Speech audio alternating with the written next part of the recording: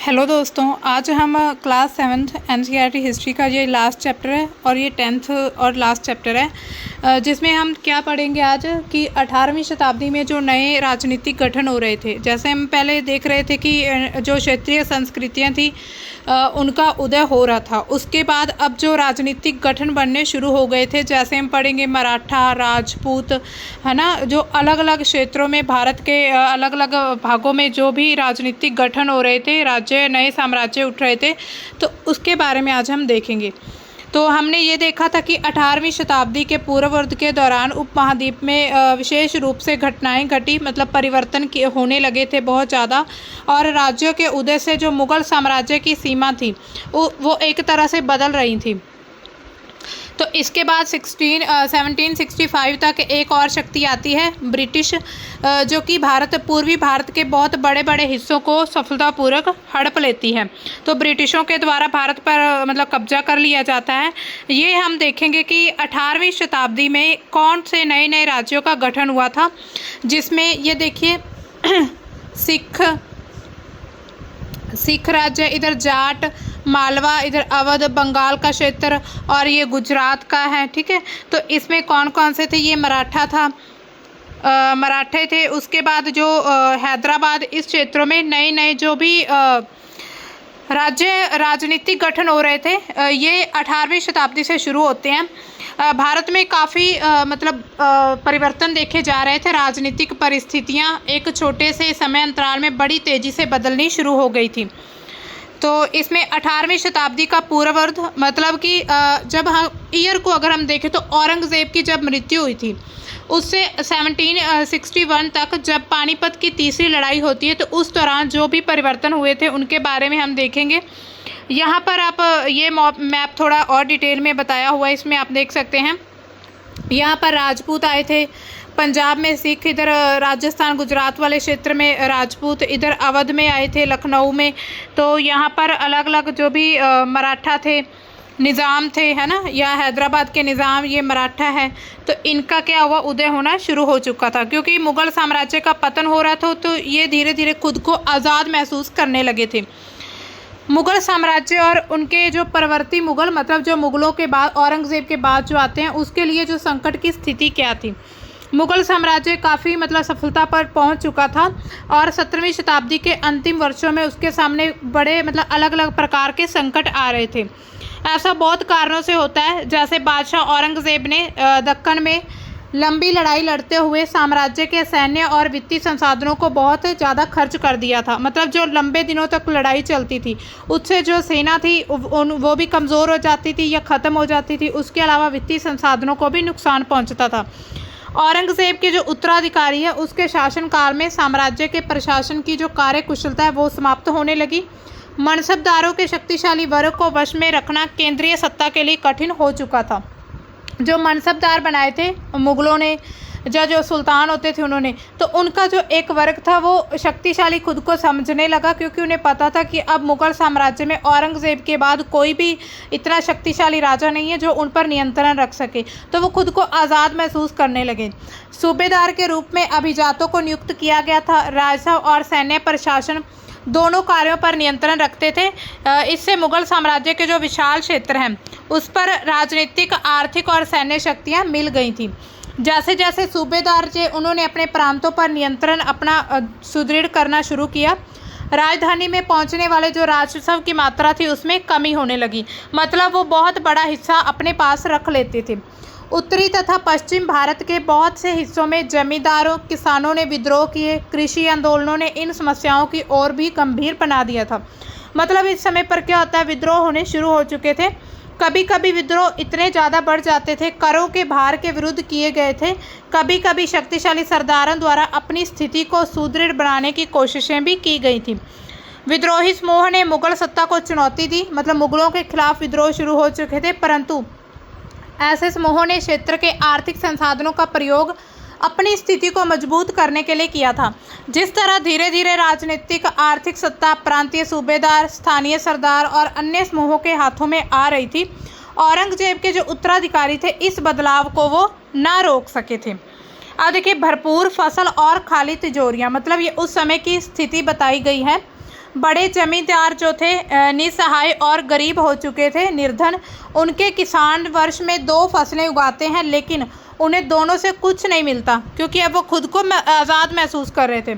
उनके स्थानीय गुमाश्ते एक तरह से किसानों के हाथ की कठपुतली बने रहते थे, जैसे कि स्वयं किसान अपने ऋणदाता के वश में रहता है जब तक कि शाहूकार का कर्जा नहीं चुका देता। इस प्रकार जो पूरी व्यवस्था थी, प्रशासन इतना ज़्यादा खराब हो चुका था कि किसान अपनी फसल के लिए जरिए मानो सोना बटोरता है, लेकिन उसके मालक जो जमींदार थे, जो उनको कर्ज देते थे, उनको एक तिनके का टुकड़ा भी नहीं मिलता था। ऐसी हालात में जमींदार सशस्त्र सेना कैसे रख सकते थे? मतलब उनके पास फिर सेना नहीं थी। वे अपने सैनिकों को जो लड़ाई के समय उसके आगे आगे चलते, घुड़सवारों को जो कि उनके पीछे चलते, उन्हें फिर कहाँ से पैसे देते? तो ऐसे समय में जमींदारों की जो व्यवस्था थी, जो हालात थे, वो बहुत ज़्यादा खराब हो चुके थे। आर्थिक राजनीतिक संकट हो रहे थे और ईरान का जो शासक था नादिर शाह 1739 में दिल्ली पर कब्जा कर लेता है, आक्रमण करता है और पूरे नगर को लूटकर चला जाता है। और उसने खास करके मंदिरों पर अटैक किया था, क्योंकि उस समय पर लोग जो थे अपने धन संपत्ति वगैरह सारी मंदिरों में रखते थे, क्योंकि उनका धर्म में बहुत ही ज़्यादा विश्वास होता था। इसी वजह से उन्हें लगता था कि अगर हम मंदिर में कुछ भी अपने कीमती वस्तुएँ कुछ रखेंगे, कीमती सामान, धन दौलत, तो उसको कोई खतरा नहीं है। लेकिन जब नादिर शाह ने अटैक किया तो सबसे पहले वो मंदिरों पर करता है, और नादिर शाह के आक्रमण के बाद फिर अफ़गान शासक आता है। फिर अफ़गान का जो शासक होता है अहमद शाह अब्दाली, वो भी अटैक करता है, और उसने 1749 से 61 के बीच 5 बार उत्तरी भारत पर अटैक किया और लूटपाट मचाई थी। मतलब 1 बार नहीं, 2 बार नहीं, वो 5 बार आया था अहमद शाह अब्दाली। अब देखिए, नादिर शाह का जो दिल्ली पर आक्रमण होता था, उससे उसकी एक ये मतलब वर्णन मिलता है। क्या है? नादिर शाह के आक्रमण का जो परिणाम स्वरूप दिल्ली में जो विध्वंस हुआ, उसका वर्णन कई लेखकों ने किया है। इनमें से एक ने मुगल कोष से जिस तरह धन लूटा था, उसने क्या वर्णन किया है? जो खुद धन लूटता था, उसने कहा 60 लाख रुपए और कई हज़ार सोने के सिक्के, लगभग 1 करोड़ रुपए सोने के बर्तन, लगभग 50 करोड़ रुपए के गहने, जवाहरात और अन्य चीज़ें ले गया, जिनमें से कुछ तो इतनी बेशकीमती थी कि दुनिया में उनका कोई मुकाबला नहीं, जैसे कि तख्ते हाउस यानी कि मयूर सिंहासन। तो मयूर सिंहासन भी लूट कर ले गया था अहमद शाह अब्दाली। एक और वृत्तांत मिलता है, उसमें क्या लिखा है कि जो कभी मालिक थे अब बड़ी दर्दनाक हालत में आ गए थे, जिन्हें कभी आदर इज्जत सम्मान मिलता था, अब उन्हें प्यास बुझाने के लिए पानी भी नहीं मिलता। अलग थलग पड़े लोगों को उसके कोनों से खींचकर बाहर निकाल दिया गया। दौलतमंदों को भिखारी बनाया गया। जो शौकीन लोग कभी तरह तरह के सुंदर कपड़े पहनते, पोशाक पहनते, नया नया फैशन चलाते, अब नंगे घूमने लगे हैं। जिनके पास जमीन जायदाद की कोई कमी नहीं थी, अब बेघर हो गए। नया शहर शाहजहांबाद अब मलबे का ढेर हो गया था। नादिर शाह ने तब शहर के पुराने मोहल्लों पर हमला बोला था और वहाँ की सारी दुनिया उजड़ गई थी। तो जो शाहजहांबाद है, उस पर अटैक किया दिल्ली का शहर, तो अब वहाँ की पूरी दुनिया, पूरे गांव उजड़ चुके थे। साम्राज्य पर फिर सभी तरफ से दबाव पड़ने लगा। अभिजातों के विभिन्न समूहों की जो पारस्परिक प्रतिद्वंदता ने उसे और भी कमज़ोर बना दिया था। मतलब एक तो जो बाहरी हमलावर थे वो हमला अटैक कर रहे थे, दूसरा जो भारत में अभिजात वर्ग था वो भी उभरने लगा था। खुद को जो मनसबदार, सूबेदार या जो सामंत होते थे वो खुद को आज़ाद महसूस कर रहे थे, तो उनका दबाव भी बढ़ता जा रहा था मुग़ल साम्राज्य पर। 2 बड़े गुट बने हुए थे, एक ईरानी और एक तुरानी। तुरानी जो थे तुर्क मूल के थे। काफ़ी समय तक जो परवर्ती मुगल बादशाह, इनमें से एक या दूसरे समूह के हाथों की कठपुतली बने रहे। मतलब ईरानी और तुरानी ने इनको काफ़ी अपनी इशारों पर नचाया था। जो औरंगज़ेब के बाद मुगल शासक थे वो इतने ज़्यादा मतलब अपनी पर्सनल लाइफ में बहुत ही ज़्यादा बिजी हो चुके थे। इतने वो होते हैं ना जो मतलब कि जो क्या उनका ध्यान बस उधर ही होता था, मतलब और दासियों में हो गया या फिर किसी और कामों में ना, उनका प्रशासन चलाने में कोई मतलब रुचि नहीं दिख रही थी। बेहद अपमानजनक स्थिति तब पैदा होती है जब दो मुगल बादशाह फारुखसियर आलमगीर दोनों की हत्या होगी और बाकी बादशाह जैसे कि अहमद शाह और शाह आलम द्वितीय को उनके अभिजातों ने अंधा कर दिया था। तो ये भी हमें पता चलता है कि जो शाह आलम द्वितीय था तो उनके जो भी अभिजात मतलब उनके जो दास थे या उनके नौकर थे उन्हें अंधा करके उनके नौकरों ने उनके दासों ने उन्हें अंधा करके मार दिया था। फिर उसके बाद नए राज्य का उदय होता है। जो मुगल सम्राटों की सत्ता है वो पतन होने लगा उसका और बड़े बड़े प्रांतों के सूबेदार जमींदार ने उपमहाद्वीप के विभिन्न भागों में अपनी शक्ति और ज़्यादा प्रबल बना ली थी। 18वीं शताब्दी के दौरान मुगल साम्राज्य धीरे धीरे कई स्वतंत्र क्षेत्रीय राज्यों में बिखर गया था। मोटे तौर पर अगर देखें तो 18वीं शताब्दी के राज्यों को 3 समूहों में बांटा गया था, जैसे कि अवध, बंगाल और हैदराबाद। तो ये 3 समूह नहीं 3 ही, ये पहला समूह है जो कि अवध, बंगाल और हैदराबाद है। वो राज्य होते थे जो पहले मुगल प्रांत के थे, पहले मुगलों के अंडर आते थे। हालांकि इन राज्यों के शासक शक्तिशाली थे, काफ़ी हद तक आज़ाद भी थे। मुगल बादशाह से औपचारिक तौर पर अपने संबंध नहीं तोड़े उन्होंने। दूसरे ऐसे थे जो कि मुगलों के पुराने शासनकाल में वतन जागीरों के रूप में काफ़ी ज़्यादा आज़ाद माने जाते थे। इनमें से कई राजपूत प्रदेश भी शामिल थे। तीसरी श्रेणी में मराठे, सिख और जाटों के राज्य आते हैं जो कि विभिन्न प्रकार के थे, आकार के थे। उनके कड़े और लंबे संघर्ष के बाद मुगलों से स्वतंत्रता छीन कर ली थी, मतलब इन्होंने स्वतंत्रता छीनी थी। पहले में अवध, बंगाल, हैदराबाद, दूसरे में राजपूत और तीसरे में मराठा, सिख और जाट। तो ये 3 वर्गों में 3 समूहों में इन राज्यों को बांटा गया जो नए प्रांत उभर रहे थे। अब देखिए पुराने मुगल प्रांत कौन कौन से थे। पुराने मुगल प्रांतों से जिन उत्तराधिकारी राज्य का उदय हुआ था उनमें से 3 प्रमुख थे, अवध, बंगाल, हैदराबाद। ये तीनों राज्य मुगल अभिजातों द्वारा स्थापित किए गए थे। इन तीनों राज्यों के संस्थापक सादत खान थे अवध के, मुर्शिद कुली खान बंगाल के संस्थापक और आसफ जहाँ हैदराबाद के। ऐसे व्यक्ति थे जिनका मुगल दरबार में काफ़ी ऊंचा स्थान था। मुगल बादशाहों को उन पर भरोसा विश्वास था। आसफ जहाँ और मुर्शिद कुली खां दोनों को 7-7 हज़ार जात का दर्जा मिला हुआ था। जात वो थे जब उन्हें सेना मतलब घोड़े दिए जाते ना उसके साथ ही सवार दिए जाते, तो वो जात होते हैं। जबकि सादत खान की जात का दर्जा 6000 था, मतलब कि जो सादत खान था उसको 6000 जात मिले थे, लेकिन जो मुर्शिद कुली खां और आसफ जहाँ थे उनको 7-7 हज़ार जात दिए गए थे। अब हम बात करते हैं हैदराबाद की। निज़ाम उल मुल्क जो आसफ जहाँ उसने हैदराबाद राज्य की स्थापना की थी। मुगल बादशाह फारुखसियर के दरबार का एक अत्यंत शक्तिशाली ये मेंबर था। उसने सबसे पहले अवध की सूबेदारी सौंपी गई थी और बाद में उसने दक्कन का कार्यभार भी दे दिया गया। 1720-22 के बीच दक्कन प्रांतों का सूबादार होने की वजह से आसफ जहाँ के पास पहले से ही राजनीतिक वित्तीय प्रशासन पूरा नियंत्रित था, मतलब वो अपना पूरी तरह से कंट्रोल कर चुका था। दक्कन में होने वाले उपद्रव मुगल दरबार में चल रही प्रतिस्पर्धा का फायदा उठाकर उसने सत्ता हथिया ली और उस क्षेत्र की वास्तविक शासक बन गया था। आसफ जहाँ अपने लिए कुशल सैनिकों और प्रशासकों को उत्तरी भारत से ले आया था। दक्षिण में नए अवसर पाकर प्रसन्न थे। उसने मनसबदार नियुक्त कर लिए थे, इन्हें जागीरें प्रदान की। हालांकि वह अभी भी मुगल सम्राट का सेवक था, फिर भी वह काफ़ी आज़ादी से शासन चलाता था। ना तो वह दिल्ली से कोई निर्देश लेता था, ना ही दिल्ली उसके कामकाज में कोई हस्तक्षेप करती थी, मतलब वो खुद को आज़ाद मानता था। मुगल बादशाह तो केवल निज़ाम उल मुल्क आसफ जहाँ द्वारा पहले से लिए गए निर्णयों की पुष्टि कर दिया करते थे, मतलब उनकी सिर्फ एक तरह से जांच करते थे। उन पर कोई भी ऑर्डर नहीं दिया जाता था, उन्हें कोई भी उनका हस्तक्षेप नहीं होता था। हैदराबाद राज्य जो था पश्चिम की ओर से मराठों के विरुद्ध पठारी क्षेत्र के स्वतंत्र तेलुगु सेना नायकों के साथ युद्ध करने में रहता था।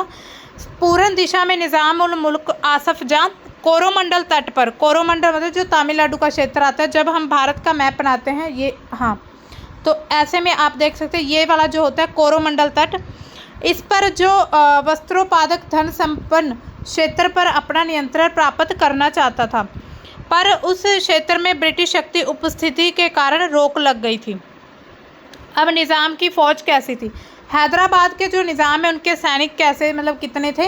निज़ाम के पास 400 हाथियों की सवारी थी, उसके आसपास कई हज़ार घुड़सवार और इन अत्यंत कुशल अति सुंदर सजे हुए सवारों का वेतन 100 रुपये से ज़्यादा होता था। तो ये उनकी वेतन था। अब हम बात करते अवध की। अवध का जो स्थापना सादत खान ने की थी 1722 में। मुगल साम्राज्य का विघटन होने पर यह राज्य बना था। उनमें यह राज्य सबसे ज़्यादा महत्वपूर्ण था। अवध एक समृद्धशाली प्रदेश था, गंगा नदी के उपजाऊ मैदान में था। जब कोई भी क्षेत्र किसी नदी के आसपास में फैला होता है तो वो ज़्यादा उपजाऊ होता है, वहाँ पर हर एक प्रकार की अच्छी संपदा देखने को मिलती है। उत्तरी भारत तथा बंगाल के बीच व्यापार का मुख्य मार्ग उसी में से होकर गुजरता था। बुरहान उल मुल्क ने भी अवध की सूबेदारी, दीवानी, फौजदारी एक साथ अपने हाथ में ले ली। सूबे के राजनीतिक, वित्तीय और सैनिक मामलों का एकमात्र कर्ता धर्ता बन चुका था। बुरहान उल मुल्क ने अवध क्षेत्र पर मुगल को कम करने की बहुत कोशिश की और मुगलों द्वारा नियुक्त अधिकारियों की संख्या में कटौती कर दी थी। उसने जागीरों के आकार में भी कटौती कर दी और जो रिक्त स्थान थे उस पर अपने सैनिकों को नियुक्त कर दिया। धोखाधड़ी को रोकने के लिए जागीर अधिकारियों के खाते लेखों की जांच की गई। नवाब के दरबार द्वारा नियुक्त अधिकारियों द्वारा सभी जिलों के राजस्व का फिर से निर्धारण किया गया। मतलब पूरी जांच पड़ताल करके कि कहीं कोई करप्शन तो नहीं हो रहा, तो उसने अपने अधिकारियों को नियुक्त कर दिया। और उसके अलावा जो भी खाते थे, लेखा बही होते थे, उनकी जाँच की गई और नवाब के जो दरबार के अधिकारी थे उनके द्वारा सभी जिलों का जो राजस्व था वो दोबारा फिर से निर्धारण किया गया। उसने अनेक जो राजपूत जमींदार, रोहेलखंड और अफगानों की उपजाऊ कृषि भूमियों को अपने राज्यों में मिला लिया था। मतलब बाकी राज्यों पर भी उसने कंट्रोल कर लिया था। राज्य कर्ज प्राप्त करने के लिए स्थानीय सेठ होते थे, शाहूकार, महाजन इन पर डिपेंड रहते थे। राज्य राजस्व का ठेका सबसे ऊंची बोली लगाने वाले इजारेदार को देता था। इजारेदार राज्य को एक निश्चित रकम का भुगतान करने का वचन देते थे। स्थानीय साहूकार राज्य को ठेके की इस रकम की भुगतान की गारंटी देते हैं। दूसरी ओर इजारेदारों को कर का मूल्यांकन करने, उसे एकत्र होने की छूट दी गई थी। इन परिवर्तनों के फलस्वरूप क्या होता है, साहूकार और महाजन नए सामाजिक समूह राज्य की जो राजस्व प्रणाली को प्रभावित करने लगते हैं। और ऐसा पहले कभी नहीं था। मतलब कि ये अब खुद ही अपना राजस्व इकट्ठा करके अपने पास रखने लगते हैं और अपने आप को आज़ाद मानना शुरू कर देते हैं। अब बंगाल, जो मुर्शिद कुली खान ने इसको बसाया था, मतलब उनके संस्थापक थे। मुर्शिद कुली खान औपचारिक रूप से सूबेदार कभी नहीं बना था। उसने बहुत जल्द सूबेदार के पद से जो भी जुड़ी हुई सत्ता थी वो अपने हाथ में ले ली थी। हैदराबाद और अवध शासकों की तरह उसने राजस्व के प्रशासन पर अपना कंट्रोल कर लिया। बंगाल में मुगल प्रभाव को कम करने के लिए बंगाल के राजस्व का बड़े पैमाने पर दोबारा फिर से निर्धारण कर दिया। सभी जमींदारों से बड़ी कठोरता से राजस्व नकद वसूला जाता था। बहुत से जमींदारों को महाजन साहूकारों से उधार लेना पड़ता। जो लोग राजस्व नहीं कर दे पाते थे उन्हें मजबूरन अपनी ज़मीन जमींदारों को बेचनी पड़ती थी। इसी तरह 18वीं शताब्दी में बंगाल के जो क्षेत्रीय राज्य बन गए और जमींदारों में काफ़ी बदलाव आया। राज्य शाहूकारों के बीच हैदराबाद तथा अवध में जो भी संबंध था अलीवर्दी खान के शासनकाल में बंगाल में भी दिख रहा था। उसके शासनकाल में जगत सेठ का शाहूकार घराना बहुत ज़्यादा शक्तिशाली और ज़्यादा रिच हो चुका था। तो ये पिक्चर है अलीवर्दी खान का जो दरबार होता था। ठीक है, राज्यों के जो अभिलक्षण है तो उसमें क्या देखने को मिलता है, यदि बड़े राज्य पुराने मुगल अभिजातों द्वारा स्थापित किए गए थे, ये अभिजात कुछ प्रशासनिक व्यवस्था के प्रति संदेहस्पद थे जो कि उन्हें उत्तराधिकार में मिले थे। वे जागीरदारी व्यवस्था को अत्यंत संदेह की दृष्टि से देखते थे। दूसरा क्या परिवर्तन था कि कर प्राप्त करने के तरीके डिफरेंट थे। मुगलों के अलग प्रकार के थे, इनके अलग। कर इकट्ठा करने के लिए जो राज्य के अधिकारियों पर निर्भर नहीं होना पड़ता था। तीनों राज्य हैदराबाद, अवध, बंगाल, इन्होंने राजस्व वसूली के लिए इजारेदारी के साथ ठेके कर लिए थे। इजारेदारी की प्रथा मुगलों द्वारा नापसंद की गई थी, मुगलों ने नहीं अपनाया था। 18वीं शताब्दी में पूरे भारत में फैल गई और देहात के उसके प्रभाव में क्षेत्रीय विभिन्नताएं थीं। इन सभी क्षेत्रीय राज्यों में तीसरा सामान्य लक्षण ये था कि उसने राज्य और धनी महाजनों, वणिक जनों के बीच संबंध उभरने लगे। शाहूकार महाजन लोग लगान वसूल करने वाले इजारोदारों को पैसा उधार देते थे, बदले में प्रतिभूति, जमानत या बंधक के रूप में ज़मीन रख लेते थे। उनकी जोतों से अपने खुद के कारिंदों के जरिए कर वसूल किया जाते थे। इस प्रकार समस्त भारत में धनाढ्य शाहूकार महाजनों की इस नई राजनीतिक व्यवस्था में साझेदारी बढ़ रही थी। मतलब जो शाहूकार महाजन थे तो वो राजनीतिक व्यवस्था में आगे बढ़कर आ रहे थे। अब देखिए राजपूतों ने कैसे अपना जो साम्राज्य समृद्ध किया था, अपनी शक्ति कैसे बढ़ाई थी। राजपूत घराने से अंबर और जोधपुर के जो राजा हैं वो मतलब कि मुगल व्यवस्था में सेवा करते थे पहले, बदले में उन्हें अपने वतन पर जागीरों का आज़ादी का आनंद लेने की अनुमति मिल चुकी थी। अब 18वीं शताब्दी में इन शासकों ने अपने आसपास के इलाकों पर कब्जे करने शुरू कर दिए थे। जोधपुर के राजा अजीत सिंह ने भी मुगल दरबार की जो गुटिया राजनीति थी उसमें अपने पैर फंसा लिए थे। इन प्रभावशाली राजपूत घरानों में गुजरात और मालवा के सूबेदारों की दावा किया गया था। जोधपुर के राजा अजीत सिंह को गुजरात की सूबेदारी और अंबर के सवाई राजा जय सिंह को मालवे की सूबेदारी मिल गई थी। बादशाह जहांदार शाह ने 1713 में इन राजाओं को इन पदों का नवीकरण कर दिया। उन्होंने अपने वतनों के पास पड़ोस के शाही इलाकों के कुछ हिस्सों पर कब्जे करने की कोशिश की। जोधपुर राजघराने ने नागौर को जीत लिया और अपने राज्य में मिला लिया। इसी तरह जो राजपूत घराने थे वो जीतते गए और अपने राज्य में मिलाते गए। सवाई राजा जय सिंह ने जयपुर में अपनी राजधानी स्थापित की। 1722 में आगरा की सूबेदारी दी गई। 1740 के दशक में राजस्थान में मराठों के अभियानों ने रजवाड़ों पर काफ़ी दबाव डाला, जिससे उनका विस्तार आगे होने से रुक गया था। अब देखिए जो राजपूत राजा थे उन्होंने क्या कुछ बनवाया था। उन्होंने जो कई राजपूत सरदारों ने पहाड़ियों पर किले बनवाए थे। जब उनका अपना नियंत्रण था तो वो अपनी मर्जी से इमारतें किले बनवाया करते थे। व्यापक किलेबंदी के साथ भव्य संरचनाओं में नगर, महलें, मंदिर, व्यापक केंद्र, जल संग्रह, चित्तौड़गढ़ किला, राजस्थान संरचनाएं, अन्य इमारतें होती थीं। चित्तौड़गढ़ किले में तालाब, कुंडी, बावली जैसे और भी जल निकाय बनाए गए थे। ये आप पिक्चर में देख सकते हैं। यहाँ भी आप देख सकते हैं जंतर मंतर जयपुर में है।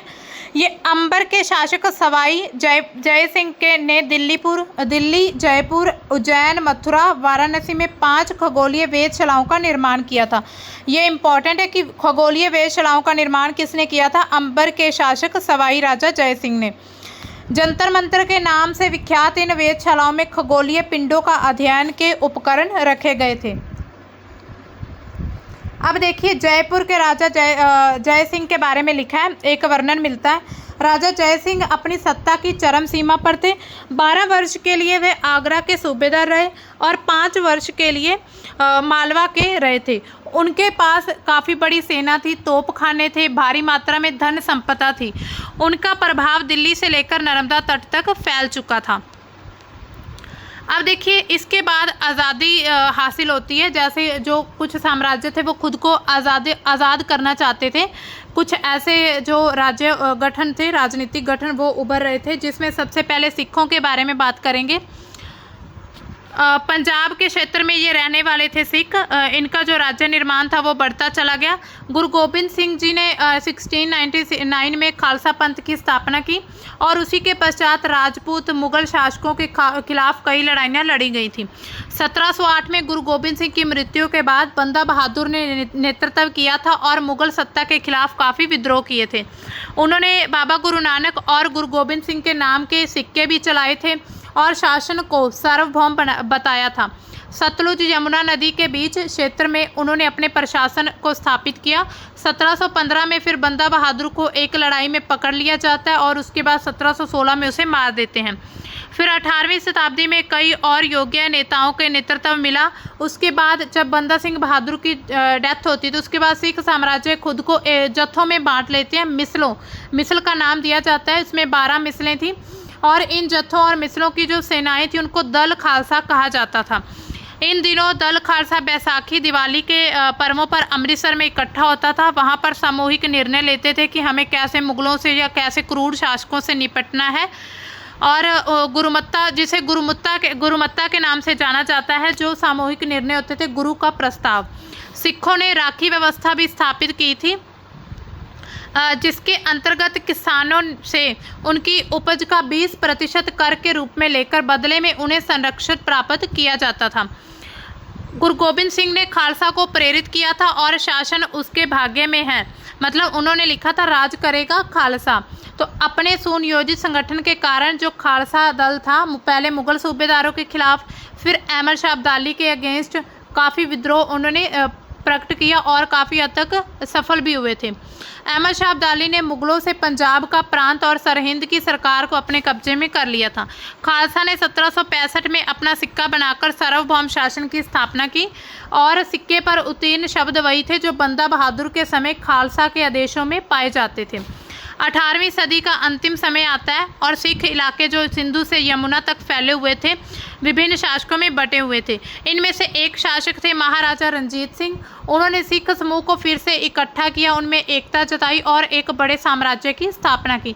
फिर उसने अपना साम्राज्य अपना शासन चलाया और लाहौर को अपनी राजधानी बना लिया था। इसके बाद आते हैं मराठा। शिवाजी के बारे में पहले देखिए। 17वीं शताब्दी के अंत तक दक्कन में शिवाजी के नेतृत्व में एक शक्तिशाली राज्य का उदय होता है जिसे मराठा राज्य का नाम दिया गया। शिवाजी का जन्म 1630 में शाहजी और जीजाबाई से हुआ था। उनकी माता और अभिभावक दादा कोंडदेव के मार्ग निर्देशन में शिवाजी कम उम्र में विजय पथ पर निकल पड़े थे। जावली पर कब्जे ने उन्हें मवाला पठारों का अविवादित मुखिया बना दिया था। उनके क्षेत्र विस्तार हुआ। बीजापुर मुगलों के खिलाफ उनके कारनामे मतलब काफ़ी उनके कारनामों ने उन्हें काफ़ी फेमस कर दिया था। वो अपने विरोधियों के खिलाफ गुरिल्ला युद्ध का प्रयोग करते थे।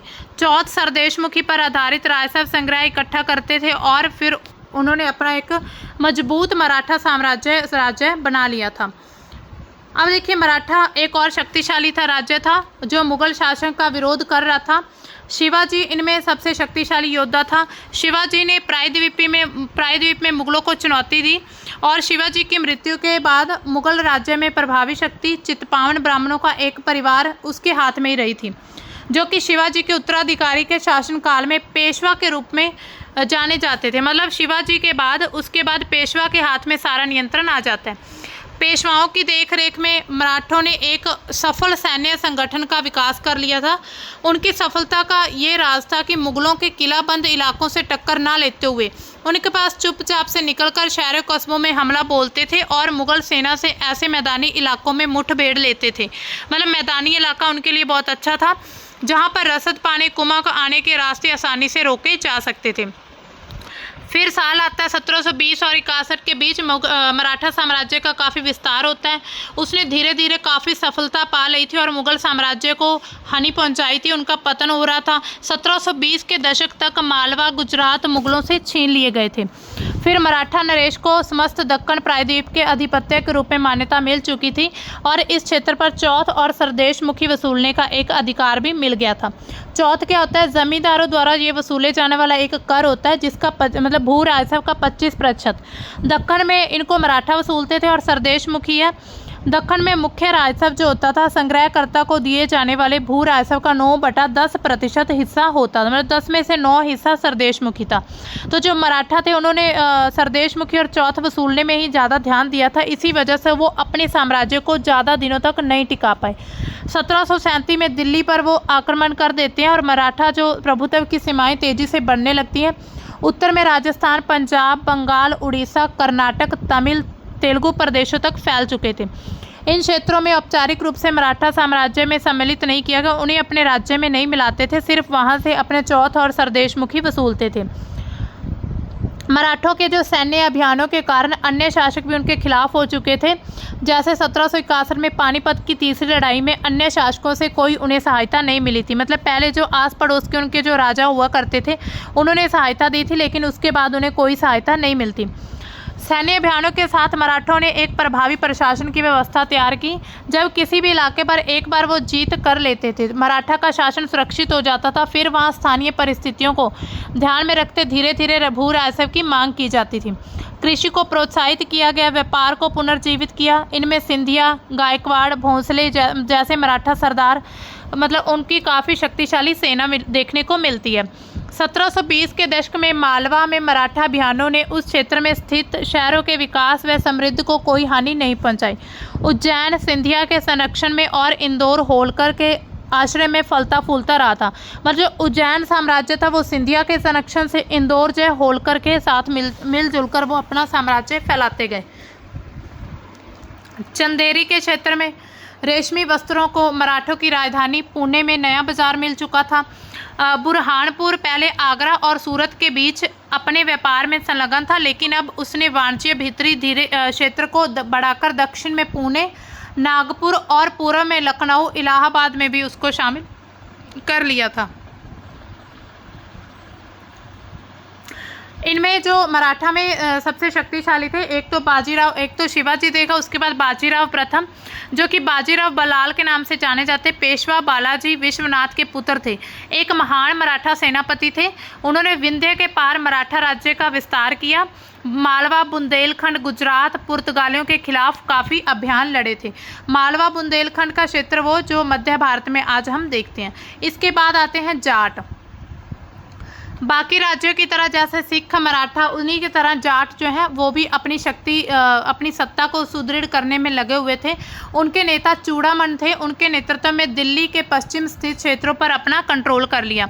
1680 तक आते आते उनका जो विस्तार था दिल्ली, आगरा के दो शाही शहरों के बीच शुरू हो चुका था। कुछ अरसे के लिए वे आगरा शहर के भी संरक्षक, अभिरक्षक बन चुके थे। जाट समृद्ध कृषक थे, मतलब वो कृषि करते थे। उनके प्रभुत्व क्षेत्र में पानीपत, बल्लभगढ़ जैसे महत्वपूर्ण शहर आते थे। सूरजमल के राज में भरतपुर शक्तिशाली राज्य के रूप में उभरता है। 1739 में नादिर शाह ने दिल्ली पर आक्रमण किया तो उसे लूटा। दिल्ली के कई प्रतिष्ठित व्यक्तियों ने भरतपुर में शरण ली थी। नादिर शाह के जो पुत्र थे जवाहिर शाह के पास 30,000 सैनिक थे और 20,000 अन्य सैनिक उन्होंने मराठाओं के लिए, 15,000 सैनिक सिखों के लिए, और इन सबके बलबूते पर वह मुगलों से लड़ा था। भरतपुर का किला काफ़ी हद तक पारंपरिक शैली से बनाया गया था। वहीं दीग में जाटों ने अंबर और आगरा की शैलियों का समन्वय करते हुए एक विशाल बाग महल बनवाया। शाही वास्तुकला के जिन रूपों को पहली बार शाहजहां के युग में जोड़ा गया था, दीग की इमारतें इन्हीं रूपों के नमूने पर बनाई गई थी। मतलब जो ये जो इमारतें बनाई गई थी तो ये जाटों के द्वारा ही उन्होंने कुछ शैलियों का निर्माण किया, तो उनके द्वारा देखने को मिलती हैं। यहाँ पर आप देख सकते हैं 18वीं सदी में दीग का जो राजमहल समूह है, इमारत की छत पर उन्होंने मुख्य भवन बनाया। आप देख सकते हैं ऐसा जो आज गुरुद्वारा में या मस्जिद वगैरह में देखने को मिलता है। बांग्ला गुंबद, ये है बांग्ला गुंबद, इसको बांग्ला गुंबद कहेंगे हम। इसके बाद होती है फ्रांसीसी क्रांति। तो इसका क्या रोल रहता है? 18वीं शताब्दी में भारत विभिन्न अवस्थाओं से गुजर रहा था। ऐसी स्थिति में पश्चिम दुनिया में भी काफ़ी परिवर्तन हो रहे थे। अमेरिकी और फ्रांसीसी क्रांतियों ने स्थिति को और साथ साथ अभिजात वर्ग के सामाजिक राजनीतिक प्राधिकारों को चुनौती दी थी।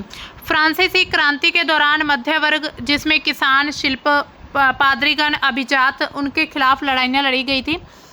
उनका मानना था कि समाज में किसी भी समूह के जन्मसिद्ध अधिकार नहीं होने चाहिए, बल्कि लोगों को सामाजिक स्थिति योग्यता पर निर्भर करनी चाहिए। फ्रांसीसी क्रांति के जो दार्शनिक है, फिलोसफर, वो ये सुझाते हैं कि सभी के लिए समान कानून, समान अवसर होने चाहिए। उनका ये कहना था कि सरकार की सत्ता लोगों से बननी चाहिए और जनता को सरकार के कामों में भूमिका अदा करने का अधिकार होना चाहिए।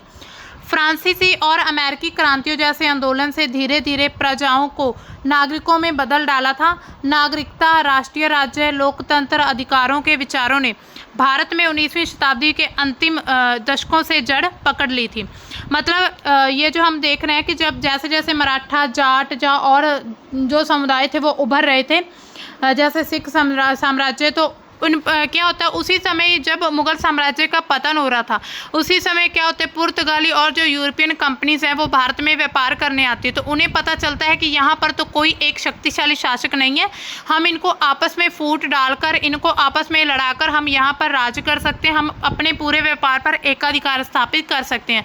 तो इसी वजह से उन्होंने एकाधिकार स्थापित किया था। लेकिन जब फ्रांसीसी क्रांति आती है तो उसके बाद क्या, जो भारत के जो लोग थे उनको समझ आनी शुरू होती है कि अब अगर कोई और अंग्रेज़ों को मतलब बाकी लोग हरा सकते हैं तो हमारे लिए भी ये कोई बड़ी बात नहीं है, हम भी हरा सकते हैं। तो उसी के बाद से विद्रोह शुरू होते हैं, काफ़ी विद्रोह किए जाते हैं अंग्रेज़ों के खिलाफ। तो ये हम आगे 8th क्लास में पढ़ेंगे। आज का हमारा चैप्टर इतना ही था। इसमें इंपॉर्टेंट वर्ड्स कौन से हैं? सूबेदारी, दल खालसा, मिसल, फौजदारी, इजारादारी, चौथ, सरदेशमुखी। तो ये सारे इंपॉर्टेंट वर्ड्स हैं जो इस चैप्टर से रिलेटेड है। तो मिलते हैं हम अपनी नेक्स्ट क्लास की जो हम सीरीज़ लेकर आएंगे उसमें। तो तब तक के लिए बाय, थैंक्स फॉर वॉचिंग।